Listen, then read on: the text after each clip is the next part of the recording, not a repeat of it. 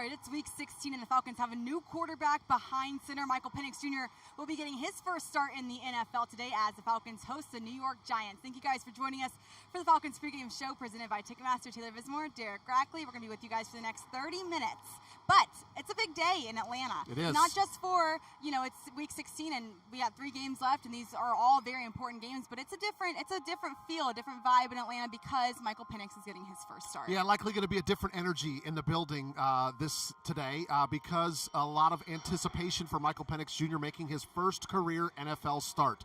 And I think there was a lot of rumblings around this decision and the questions around Kirk Cousins and the turnover issues and his full support of Kirk Cousins up until this past week and wanting to support his veteran quarterback that they brought over in free agency. But at some point, you have to kind of take a step back from that, and you've got to make a decision which is best for the team, which Raheem Morris and the rest of the coaching staff and the personnel department felt like now was the time to turn it over to Michael Penix. Yeah, and I always think back to when they drafted Michael Penix and that press conference that came after the first night of the 2024 NFL draft, and they said, look, guys, we're not going to be in this position again to go out and get a quarterback at the number 8 spot in the very near, in the future, to take us to win season after season here.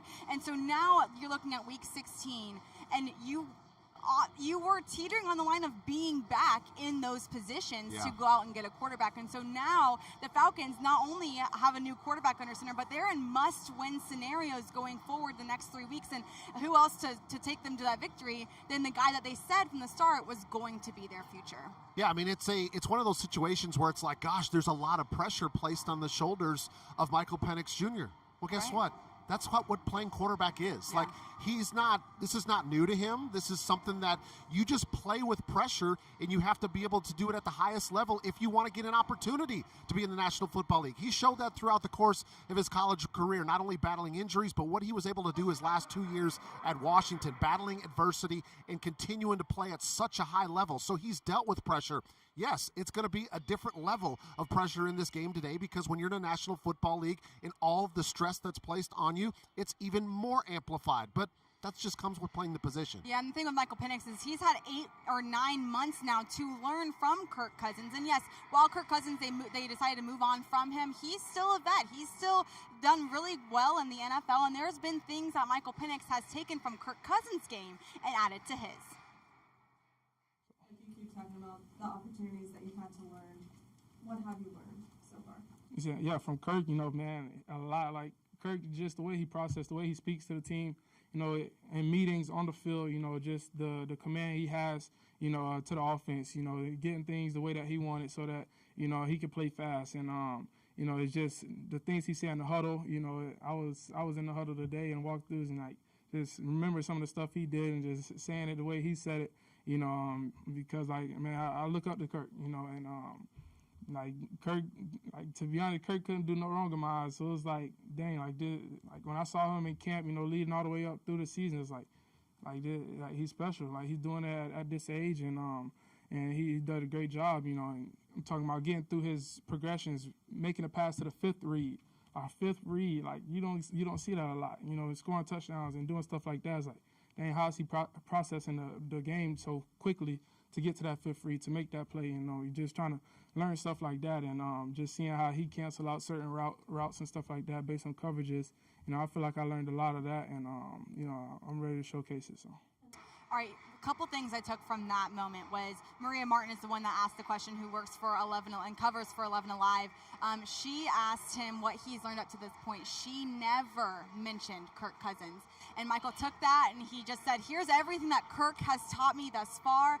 And then, the 5th read line, you can just see how amazed he was when he was learning these things from Kirk Cousins. And that's part of becoming a pro, is saying, okay, wow, this guy can get to his 5th read. I've never done that before. Let me see how I can do that. Let me see how I can change my game to get to that point. And I think what you saw from Michael Penix is just thankfulness to have learned from someone like Kirk Cousins. Yeah, understanding and watching Kirk Cousins get to his 5th read. Now, let me just say this as a disclaimer. Not generally a good idea in the National Football League if you're getting to your 5th in progression, because a lot of times protection is going to break down. But to be able to see how he was able to work his way way all the way through the progression to get to that point, because most quarterbacks, especially young quarterbacks, they're going to panic in that situation, right? Somebody like Michael Penix Jr. is going to say, you know what, I've got to my third, I'm going to tuck it down and run with it, which is not necessarily a bad decision. But just think about the amount of time that Michael Penix has had to learn from a guy like Kirk Cousins, who everybody would say is a very cerebral quarterback, knows how to process information, because he doesn't have the athleticism of Michael Penix or many other quarterbacks in the National Football League. So he was able to learn the mental side through this ever so critical time throughout the season.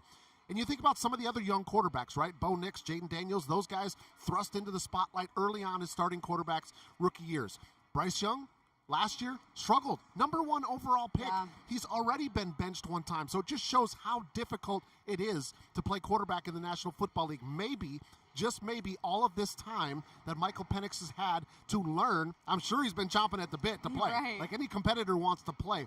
We'll see how all that information has been stored and how he plays on the field. Well, and you kind of talk about his journey a little bit. As you see here, he was in Indiana Hoosiers. He had 4 season-ending injuries, a lot of those having to do with his knees, a couple ACLs along the way. Then he transferred to the Washington Huskies, went to the CFP National Championship game in 2024, and then he was selected 8th overall by the Atlanta Falcons, and now today he will get the start. But when you talk to Michael Penix about his story, the thing that he always says about his story and who he is as an individual is, I've always had adversity. I've always had to overcome something, whether that was an injury or sitting for a little bit. But every time I go through adversity, I always come out on top.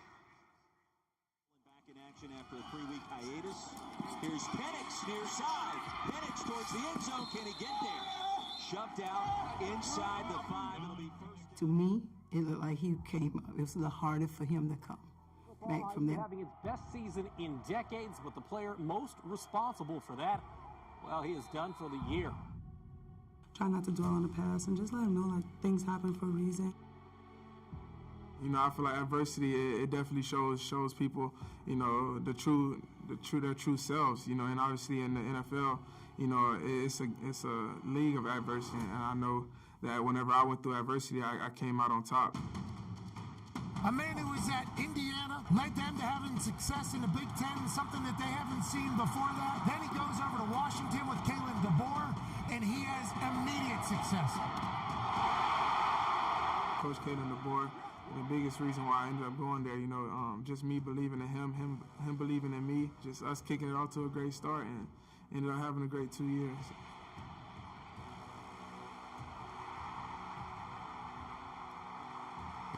I had a lot of fun. You know, that's the main thing. You know, I remember whenever I was going through that tough time, and you know, I was trying to get back, you know, to just playing and just playing free and stuff like that. My dad, he used to always text me and call me. He's like, just have fun. When you have fun, you're doing great.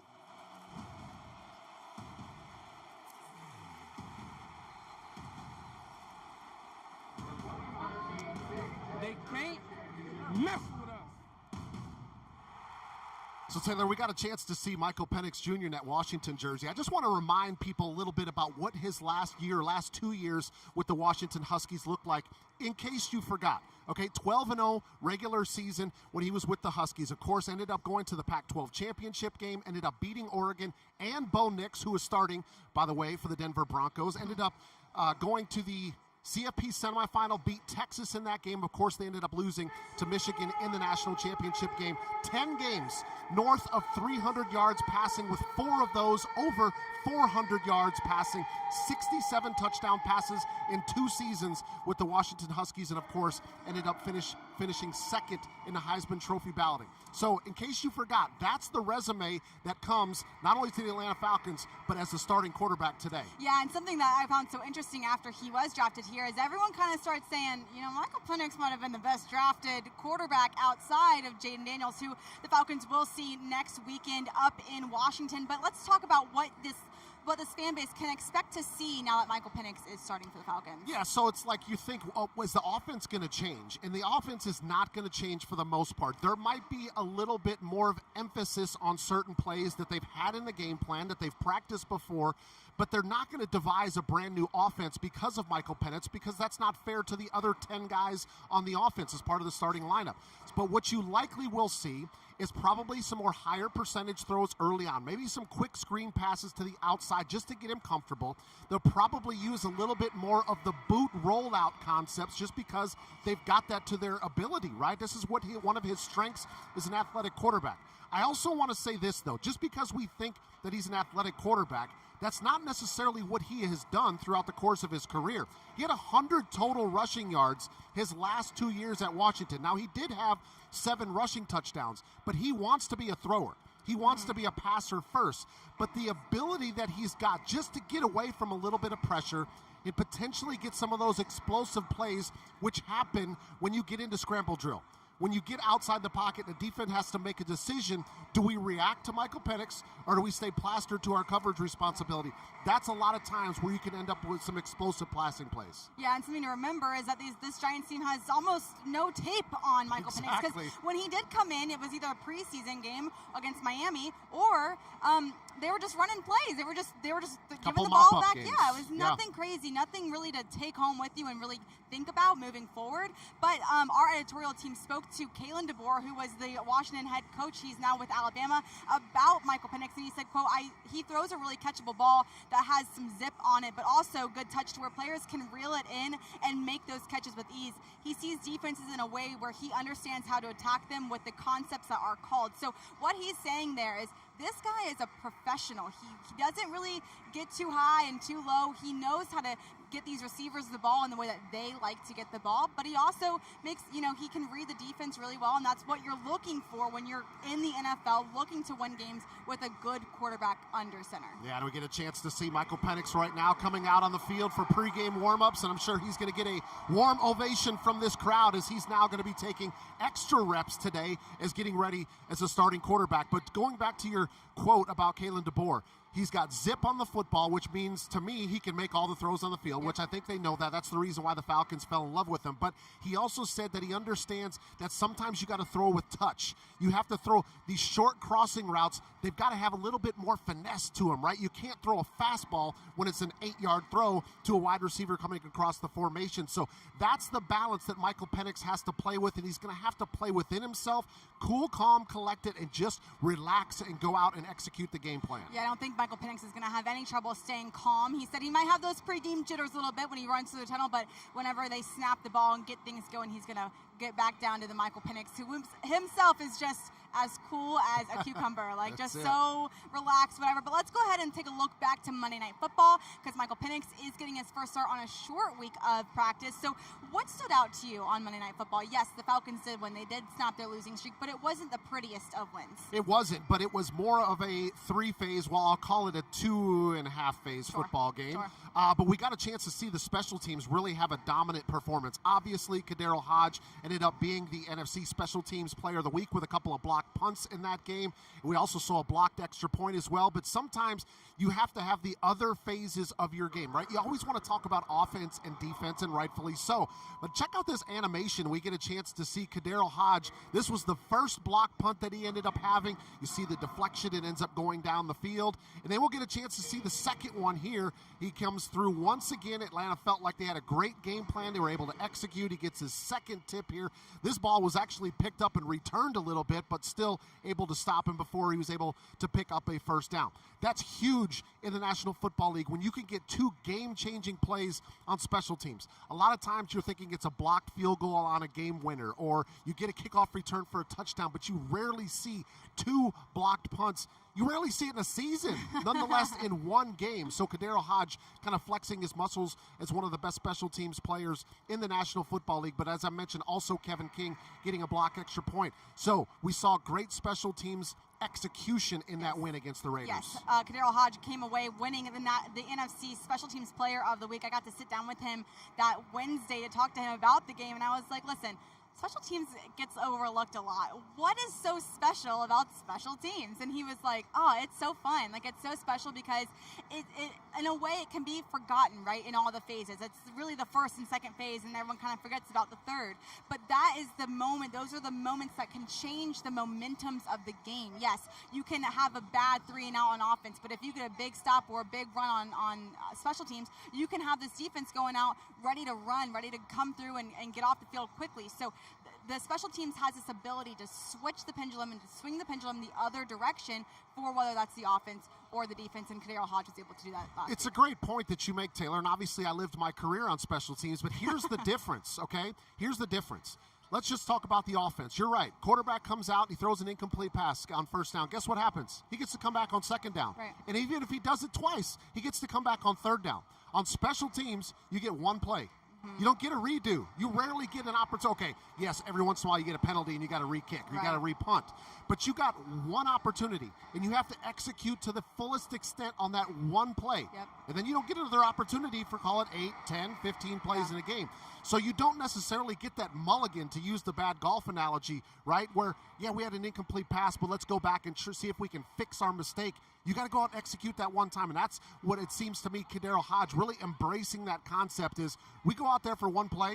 We got to go out there and execute at the highest ability to give our team best chance, whether it's field position or it's blocking a punt, creating a turnover, giving us the best chance to win a football game. Yeah, his first tipped punt, he had a tipped punt and then a blocked punt. That first tipped punt ended up being a Drake London touchdown, which gave the Falcons the majority of their points from Monday night. And then you had Bradley Pinion, who had a punt, and the punt landed on the 3-yard line. And so that then turned into a safety. So you see these special teams players coming out, making big plays on the one play that they do get, giving big opportunities to both the offense and the defense, which allowed them to win the game. Yeah, Bradley Pinion, I want to give him some credit too. Had 6 punts in the game, 4 of them inside the 20, make that inside the 10. Right. 8, 3, 3, and 9-yard line. And of course, one of those that was down at the 3-yard line turned into that safety. That's called execution from your punter, getting a chance to see Bradley Pinion. Need to see that type of performance of him. You could be such a weapon. We always talk about on the punt team, it's one play in the game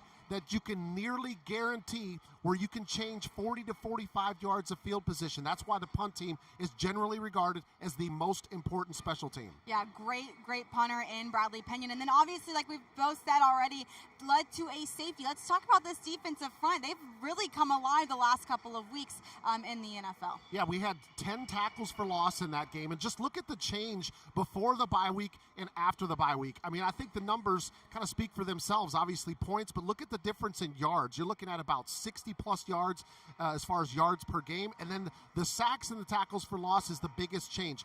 We talked so much this season about the Falcons struggling to get pressure on the quarterback in sacks. Now, granted, they're still last in the National Football League, but they're the only team, Taylor, the only team over the last 3 weeks that's had 4 or more sacks in each game. Yeah. That's something that's going to need to continue. We'll get back to that a little bit more with my keys to the game. So not only that, but a couple of interceptions. You look at Simmons and Bates, what they were able to do, stealing possessions against the Raiders last week. How about Jesse Bates and what he's been able to do throughout his career, just continually stealing possessions? 9 of his 23 career interceptions have now come in an Atlanta Falcons uniform. Yeah, this has been a really big, stretch for this Falcons defense since the bye. And I ask the question every week, I think, what changed? Who came in and gave a speech? What happened? I would like to know. I would like to be drinking that Kool-Aid because it's working for them. I would like it to work for me too. So let's go ahead and talk about this playoff race because that's what these Falcons are playing for right now. The Giants, not so much. They've been out of playoff contention since Thanksgiving Day after their loss to the Cowboys.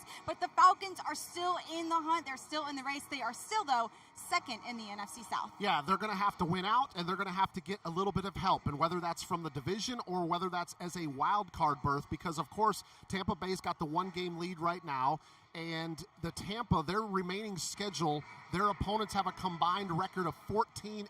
Yeah. Okay, so they're not necessarily going to face anybody that's going to give them a super challenge. However, you can still have a flat performance and you can lose a game. So that's kind of what Atlanta's hoping for from the rest of the teams. Obviously, they still have a chance to get in the wild card, but again, a lot of things need to happen in their favor with Seattle and Washington. So that's 2 teams that will be kind of, you and I will, not the players. Not the players. You and I will be kind of watching the scores of those games as they progress today because Atlanta still has an opportunity in the wild card depending on how those 2 teams finish. That's right. Tampa will play tonight against the Cowboys on Sunday Night Football. Then they will host the Panthers and then the Saints. But like you said, they might not win the division, this Falcons team, but they do have a chance to go to a wild card game and play an away wild card game. That's going to come down to the Seattle game against Washington. They host the Vikings, they host, where am I? Philadelphia's got Washington. Philadelphia's got Washington, thank you. They host the Eagles, and then Washington will host the Falcons, and then they will be at the Cowboys for Week 18. Seattle, that's another team you want to be watching in the NFC. They will host the Vikings today. They will then go to Chicago to play the Bears, and they will finish in LA in SoFi Stadium playing the Rams. So a bunch of different games to keep up with if you're a fan. Maybe not if you're a player or a coach. Please don't watch those scores, but we will. And if you're a fan, please make sure to catch those scores and see how the Falcons fare today after the Giants game. Yeah, Seattle, I think, is a team that still has their work cut out for them. We talked about them playing Minnesota. They're going to host Minnesota today. This is a Minnesota Vikings team that's won 7 straight games, so they're coming into that one with a ton of confidence. And then, as you mentioned, they still have to go on the road.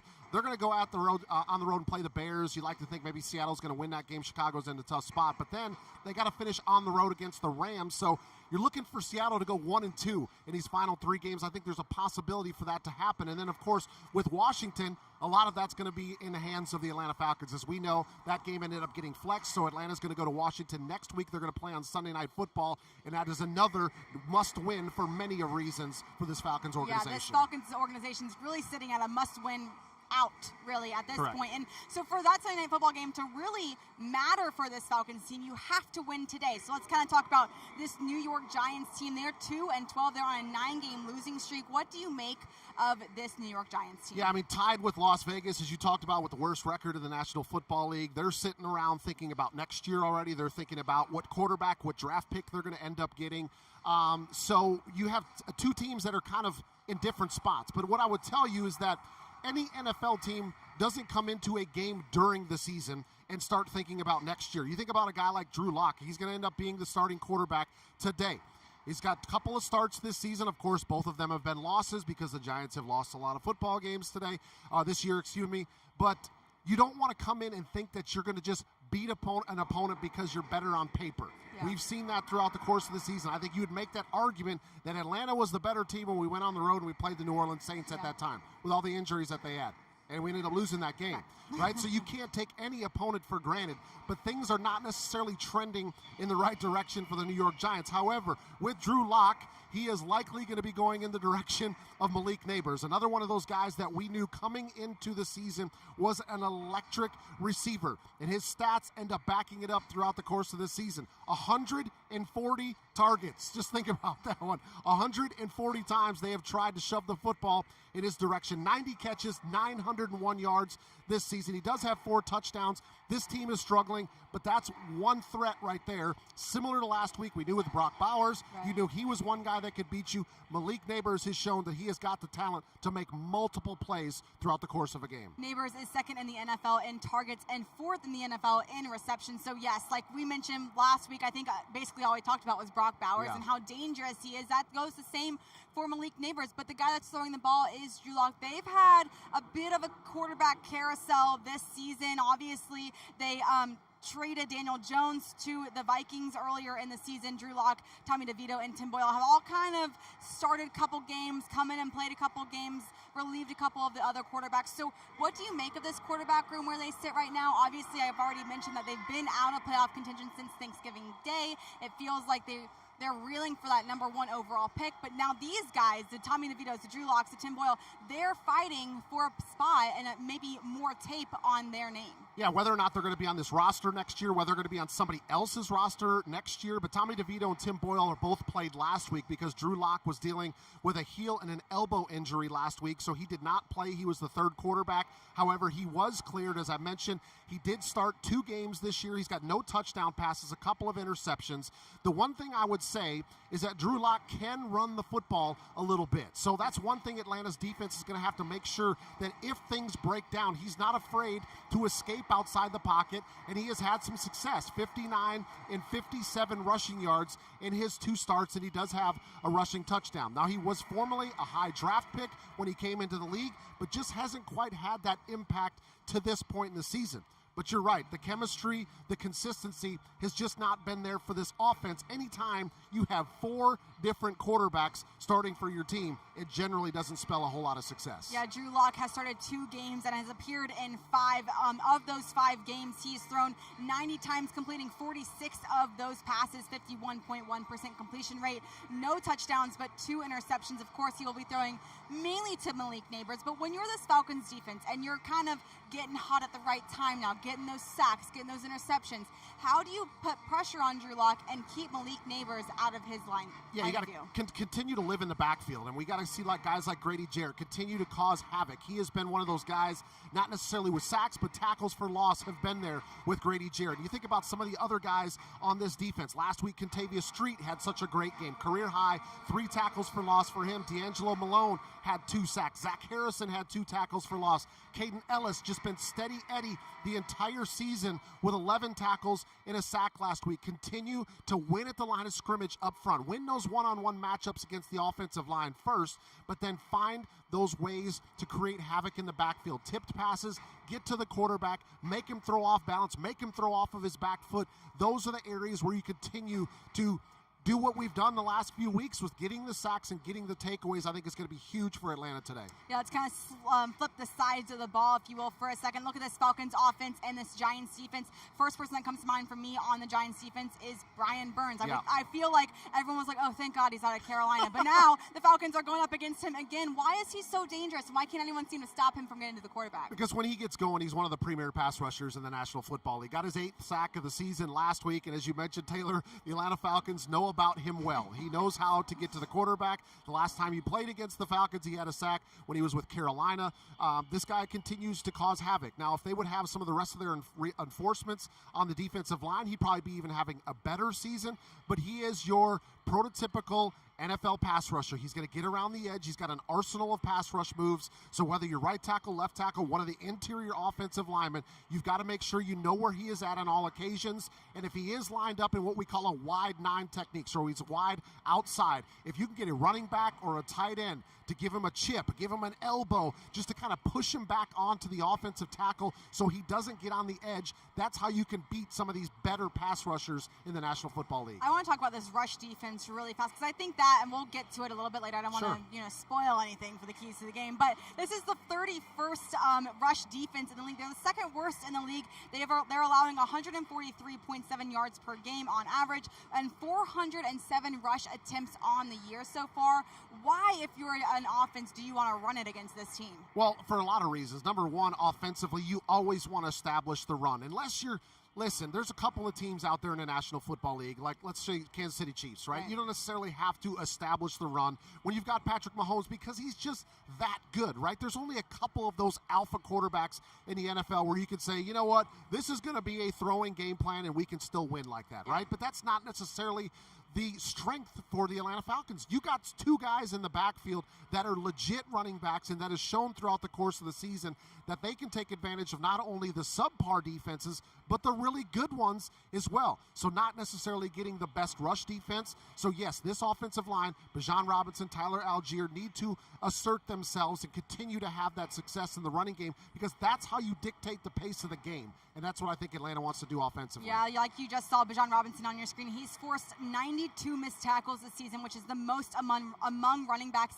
in the NFL. That's both in pass catching and, of course, in the backfield. So he's going to make you miss every single time. So I think they will be establishing this run game early to give Michael Penix a little bit more cushion, a little bit more, just take a breath. It's going to be okay. It's not that big of a deal. Like we have the run game. If you're not feeling the throw, just give it to Bijan or Tyler. So, but the thing with the New York Giants and this New York Giants defense is, like you said with Brian Burns, this Giants defense and the Giants team in general is insanely beat up. They have 15 guys on their injured reserve right now. That does not include the inactive players today. Those inactive players are on the roster. They're not injured reserve. But for the Falcons, a huge IR move, roster move that was made this week was for Youngwake, who he was placed on IR. And in return, the Falcons have signed Riley Patterson as their kicker. First time we're ever going to see him. He was with the Detroit Lions. And then I have it written down somewhere, Vikings in the 2021 season as well. So What do you know about Riley Patterson? What should people expect from him today? Yeah, so he's played 41 games with 4 different teams, so he's kind of been bouncing around the league a little bit. He is a 59 of 67 career field goal kicker, so 88%, which is pretty good.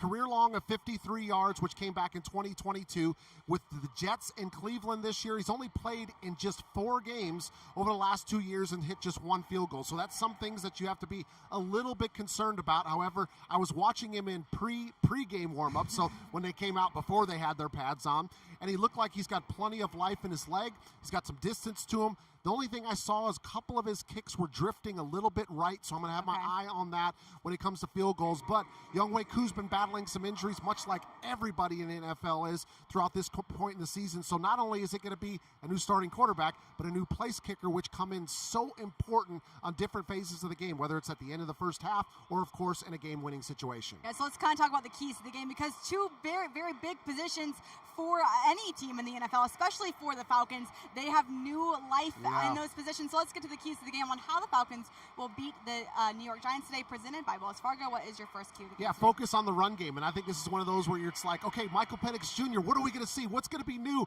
Are we going to let him air it out? Yeah, there's probably going to be some times where we let him air it out. But focus on the run game. As you talked about it, Taylor, New York Giants, 31st in the NFL when it comes to run defense at almost 144 yards per game. What's the best ingredient to help out a new quarterback? Is a really good running game where the defense has to focus on the running backs. The linebackers are coming towards the line of scrimmage. They have to get that other safety into the box to try to slow down Bijan Robinson, Tyler Algier. And then that starts opening things up. You get them to bring one safety down in the box, play single safety high. Now you can start airing the football out down the field. So I think you focus on the run game. It's only going to help out your rookie starting quarterback in Michael Penix with some bigger windows in the passing game once they decide to take some shots through the air. That's right. Like I mentioned earlier, second worst rush defense in the NFL. The Giants have given up 14 rushing touchdowns. That's the 12th most in the league. So I would not be surprised if we saw a lot from Bijan Robinson and Tyler Algier today. What is your second key of the game? It's going to be a 3-phase football game. We got a chance to see the special teams kind of flex their muscles a little bit last week against the Raiders, as well as the defense continuing with the sacks and the tackles for loss. But we need 3 phases in this game. We need that offense to step up and get that production from the run game to the passing game. When you get into the red zone, we got to score touchdowns, third down conversions, stay on the field. Let's not get into a habit of going 3 and out. So 3 phases. And yes, we just talked about the new kicker, Riley Patterson.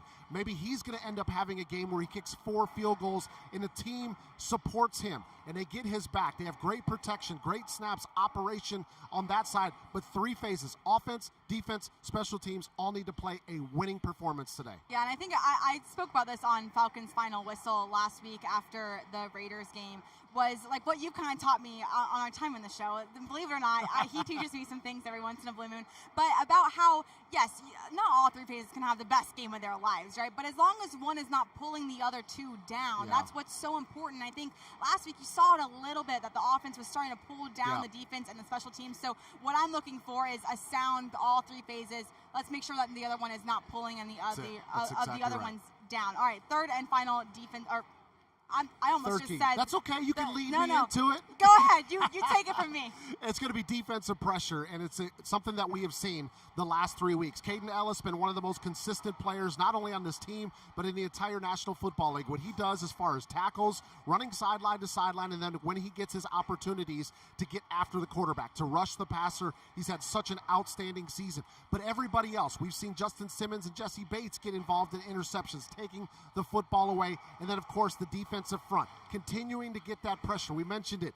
Let's make it 4 weeks in a row where the only team in the National Football League has had 4 or more sacks, because that's what they've done the last 3 weeks. Continue to get that defensive pressure. Yeah, those 3 weeks have been enormous for this Falcons defense. They're tied for second in sacks, generating 13 sacks in the last 3 weeks, and they're tied for first in tackles for loss, 23 tackles for loss, tied with the Green Bay Packers. So they've just had a great, not second half, but post-bye season for this defense. All right. My turn now. I try to take your last key. It's my time for Taylor's preference. Mine is limiting offensive flags. I think we've seen it kind of all throughout the season is that this offense seems to get in a rhythm and then they got to go back. They have a false start or they have a holding call or just something, they're self-inflicted wounds. And I think in order, to get Michael Penix comfortable and ready really for that Washington Commanders game next week on Sunday Night Football, you have to give him an opportunity. Yes, I think that the run game will be established early and it will be established quickly as well. I think they're going to use the run a lot today, but I do think when you're going to have Michael Penix and you're going to let him take shots downfield, you have to let him have a clean pocket. You have to play clean. Don't give these self-inflicted wounds to Michael Penix to where it's now in his head that he's doing something wrong against this Giants defense. I've always said one of my phrases when I'm calling games is stay on schedule with the chains, right? Yeah. And that is a lot of times that's minimizing tackles for loss and sacks, but it's more importantly, it's the penalties. It's the pre-snap procedure penalties and the holding penalties. Once again, how do you help out a rookie quarterback making his first career NFL start? Is don't make him convert on 3rd and 17, right? That's difficult for any quarterback. That's difficult for the top 5 quarterbacks in the league, but you got to stay out of those 2nd and 12s, 3rd and 17s, 2nd and 20 because you get a holding penalty. It's all about discipline. It's about technique, hat placement as we call it, footwork, hand placement, right? All of these things end up factoring in not only for the offensive line, but the tight ends and running backs that get involved in pass protection or in run blocking as well. So staying on schedule with the chains is not only going to help out Michael Penix, but this offense as a whole. Yeah, we've kind of asked everyone on this Falcons team to kind of rise up today, get the run game going quickly, 3-phase football. Then let's keep this defense just rolling. Also, if the offensive line, just no flags in general. We're just asking everyone on this team. I mean, Taylor, that's what you have to do to win in the NFL, right? Everybody has to play well. I love it, but we're hoping that you guys rise up as well as you guys watch the Falcons host the Giants today. 1 o'clock kick on Fox. We will see you guys next week back in Ticketmaster Studios as the Falcons play the Commanders on Sunday Night Football.